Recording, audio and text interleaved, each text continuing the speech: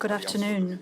Today, on the eve of the NATO Vilnius Summit, we met with the NATO Secretary General Jens Stoltenberg to discuss the final details of preparations and coordination of decisions. Lithuania's ambition from the very beginning was that the summit should be characterized not by discussions, but by decisions that are essential for the entire alliance. The security situation in Europe, in our neighborhood, does not leave any room for inaction. We need to move forward decisively and quickly.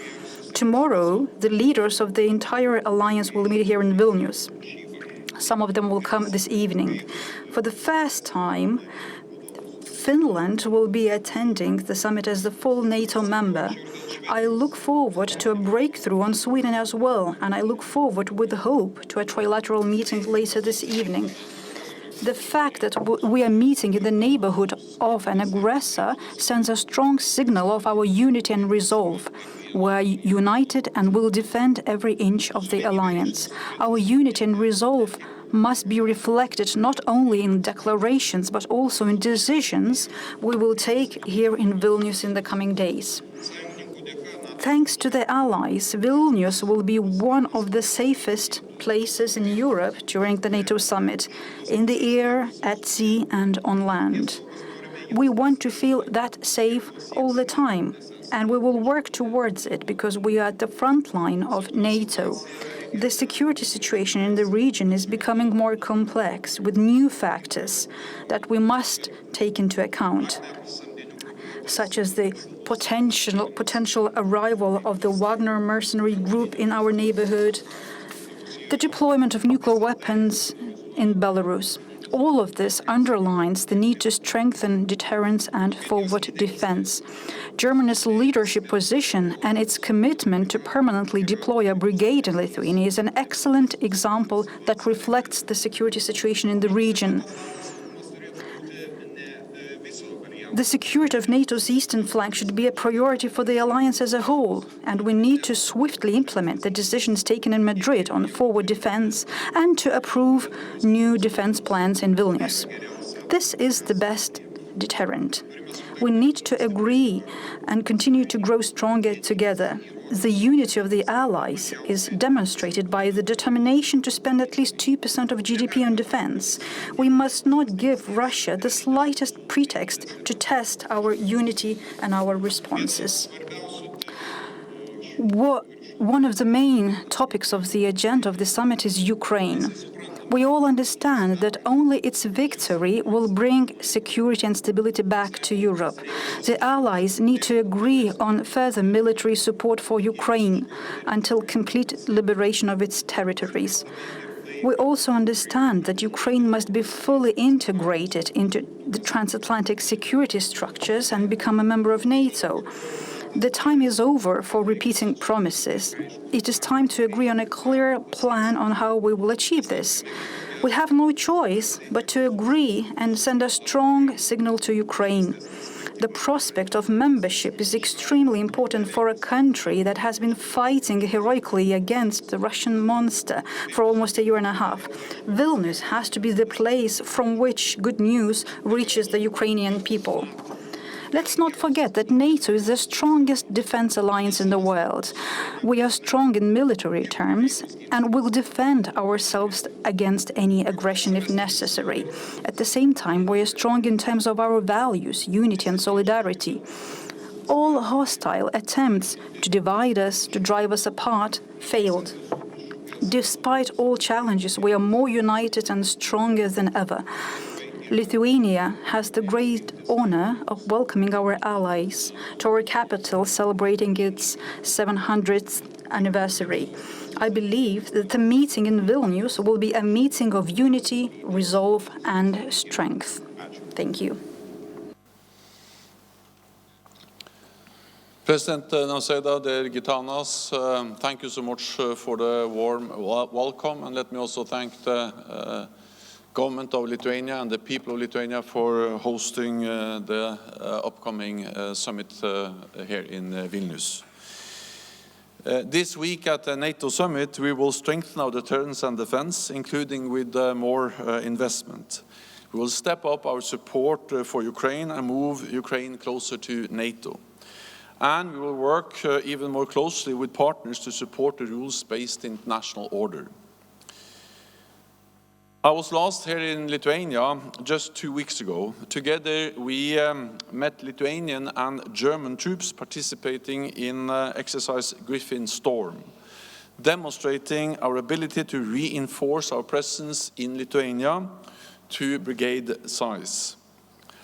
At the summit, we will take further major steps to strengthen our deterrence and defense, including 3 new regional plans backed by 300 troops on high readiness and major capabilities across all domains. This sends a clear message that we will defend every inch of Lithuania and every inch of Allied territory. We will also take decisions on Ukraine. This includes a multi-year package of assistance to transition from Soviet era to NATO equipment and standards, making Ukrainians' forces fully interoperable with allies, and covering critical needs like demining equipment, fuel and medical supplies. We will also upgrade our political ties. President Zelensky will join us for the inaugural meeting of the new NATO-Ukraine Council. And tomorrow, allies will address Ukraine's path towards NATO membership. To continue supporting Ukraine and strengthening our own forces, we need to invest more in defense. So allies will set a more ambitious defense investment pledge, building on 9 consecutive years of increased defense spending across European allies and Canada. This includes a rise of 8.3% in real terms this year, the biggest increase in defense spending in decades. We will also meet with our close partners in Vilnius, the European Union, and leaders of Australia, New Zealand, Japan, and South Korea.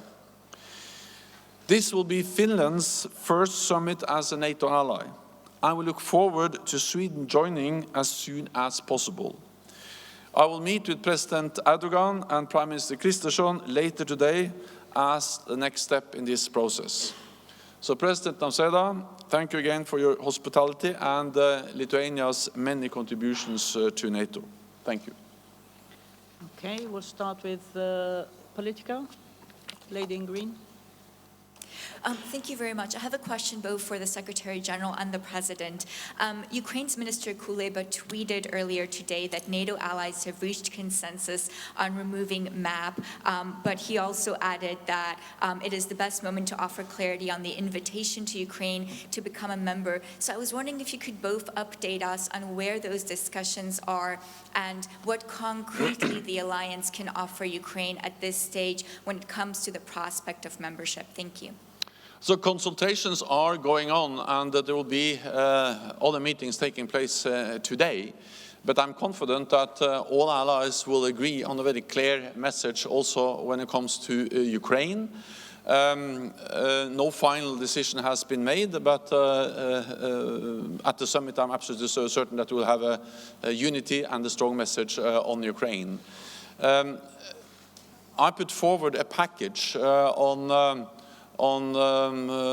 Oslo at the informal foreign ministerial there, and that included 3 elements. One was to have a program of practical support to ensure full interoperability between Ukrainian forces and NATO forces.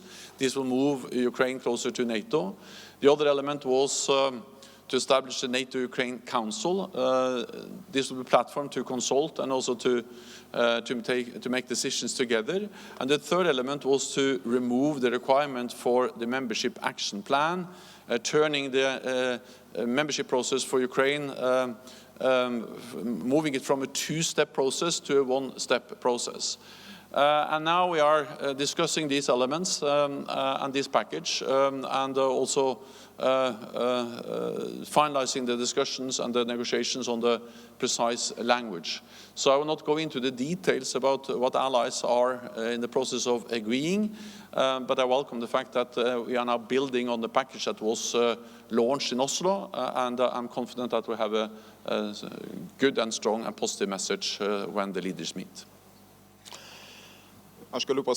Well, I can say that the membership action plan, removing of this membership action plan is a very positive step forward, and it will simplify the process of Ukraine's path to NATO.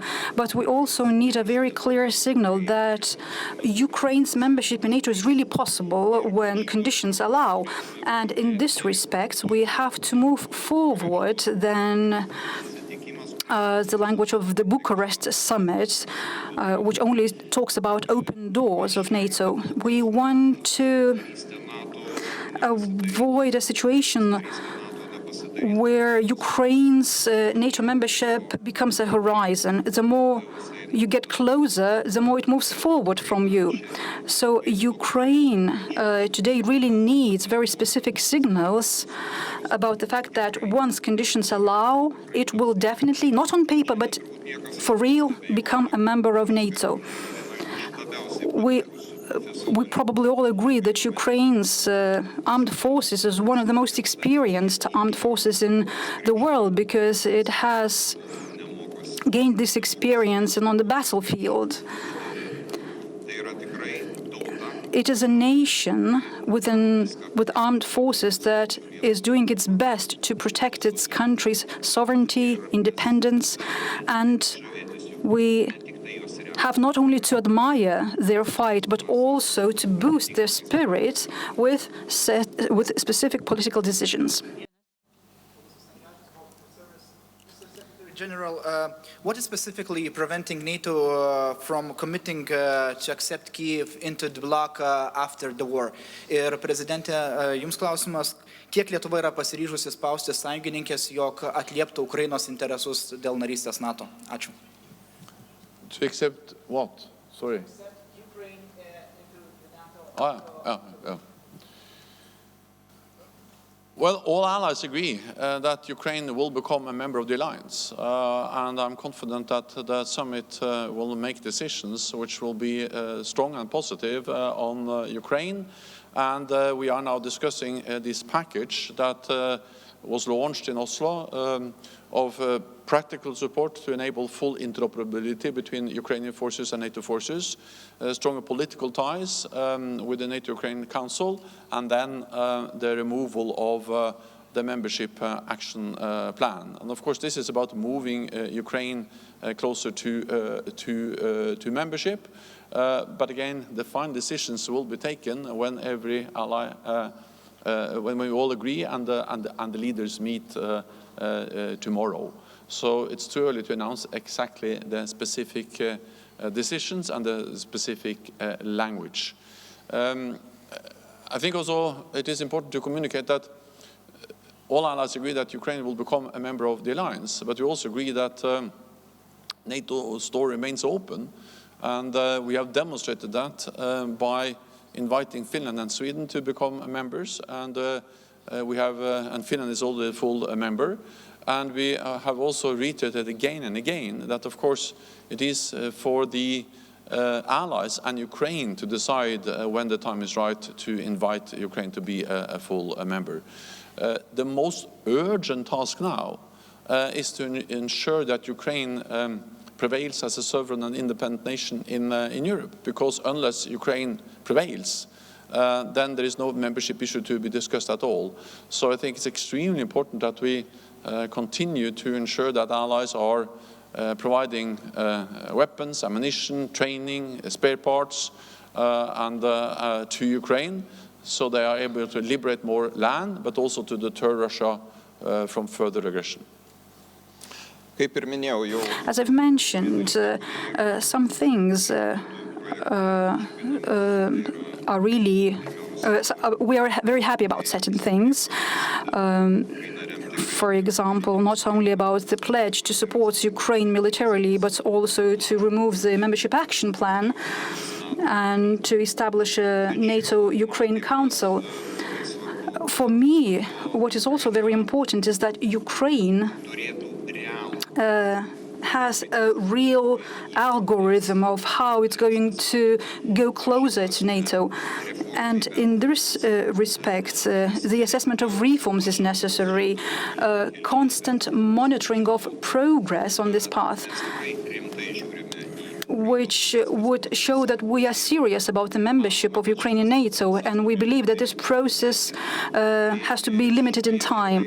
So here, if this algorithm and this very clear prospect of membership appears, that would be a possibility and pretext to agree on such an agreement. But you have to understand very, very clearly that NATO is an organization of consensus, and I hope that we will all be able to find a compromise on this issue.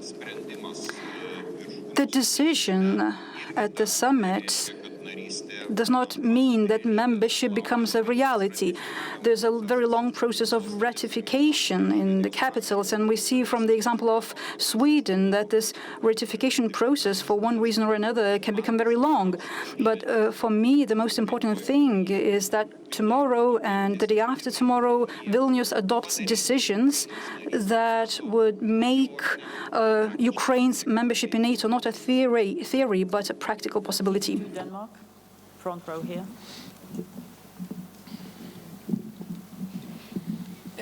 Yes, hello from TV2 Denmark. Question to both of you, both the Secretary General and the President.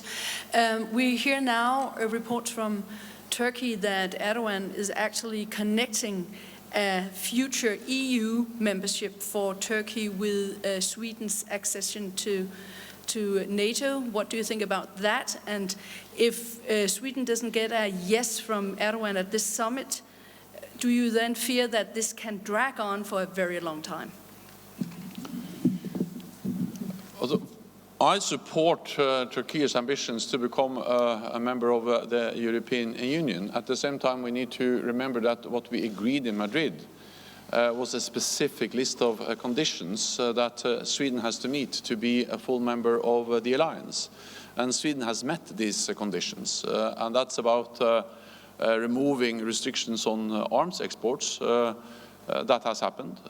Then it's about strengthening the cooperation between Turkey and Sweden on fighting terrorism. That's taking place. And Sweden has also amended its constitution and strengthened the counterterrorism laws, and Sweden is following up to address legitimate security concerns by Turkey. It is important that we stand together in the fight against terrorism, but at the same time it's also important that we address the legitimate security concerns of all allies that want to see Sweden as a member of the alliance as soon as possible, because this will strengthen NATO, and it will strengthen our ability to defend and protect, not least, the Baltic region. If you just look at the map, to have Sweden as a full member, in addition to Finland, really changes the geography, the NATO presence in this region. So we are working hard to get Sweden as a member as soon as possible. I met with the President Erdogan a few weeks ago. We had constructive and good talks. We agreed at that meeting to convene the permanent mechanism, the mechanism that was established by Sweden, Finland, NATO, and Turkey. They met a few days ago in Brussels. Also there we were able to make some progress. And then I'm looking forward to meeting President Erdogan and Prime Minister Kristersson later on today. And it's still possible to have a positive decision on Swedish membership here in Vilnius. We don't have any certainty, we don't have any guarantees, but of course now we have the momentum of the summit with the leaders here, and we will use that momentum to ensure as much progress as possible. Well, first of all, I'm very happy about the work that Secretary General Jens Stoltenberg does in this area, and I think that negotiations between Turkey and Sweden has been very constructive. Turkey had certain conditions that Sweden was trying to implement. It's very important that the list of these demands is finite, and once all these demands are met, there are no more new ones. And because otherwise we would have some doubts whether this goal is possible to be achieved. So I'm very hopeful about the trilateral meeting later this evening, during which probably certain aspects will be clearer about membership. And strategic importance of Sweden is very, very important for the entire Baltic region, as Secretary General has mentioned, including Lithuania, because it makes the Baltic Sea the internal sea of NATO and facilitates our common operations. The question for Secretary General and President about brigades in the NATO eastern flank.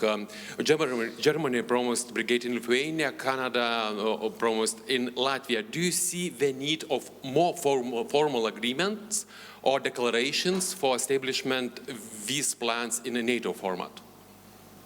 So NATO has already increased its presence in the Baltic region. We established some years ago the four battle groups. Then, after the invasion of Ukraine, or the full-scale invasion of Ukraine last year, we doubled the number of battle groups in the eastern part of the alliance, and we also made the decision at the Madrid summit that these battle groups should be scalable up to brigade-size levels, meaning we need dedicated forces with dedicated responsibilities and also exercises and pre-positioned equipment and the infrastructure in place to quickly to be scaled up to battle group size. And that's exactly what I saw myself at the exercise here in Lithuania 2 weeks ago. The ability of NATO allies, in this case Germany, to scale up to brigade size level. Then, of course, I also welcome the announcement by Germany that they are ready to have one brigade for Lithuania deployed, and I welcome that when it was announced 2 weeks ago. In NATO, we will, at this meeting, at this summit, tomorrow and the day after tomorrow, we will agree new defense plans. We will agree a new force model, a new force structure, and the force structure requirements to execute and to meet the needs to protect and defend all allies. So the details of related to our posture, our presence, will be described there, but we welcome the already increased presence that has been announced in the Baltic region. I also welcome the decision of Germany. This was a very long-awaited decision and a long-awaited signal. I think it very well reflects the current situation. Personally, I and other leaders of the Baltic countries and the leader of Poland always emphasize that the geopolitical situation around us does not get any better. It only gets worse. And with regard to the most recent events in Belarus, with regard to the possible deployment of nuclear weapons in Belarus, and with regard to possible arrival of Wagner group in this country, we have to rely not only on enforcement and support, but on a more deployed, more presence of allies in this region. And I think it would be useful that the NATO communique welcomes allies for the resolve to increase and strengthen forward defense. For Lithuania, not only the security of Lithuania is important, we have to think wider. We have to think about the collective security. That's why we have to move forward to common decisions regarding the entire eastern flank of NATO and strengthening forward defense on eastern flank is very timely. A very timely instrument of strengthening of our defense and an instrument of deterrence. We're all talking about deterrence, so that hostile countries do not want to test our unity. Thank you very much, colleagues. That's all we have time for. We'll see you later as the summit gets underway. Thank you. Thank you.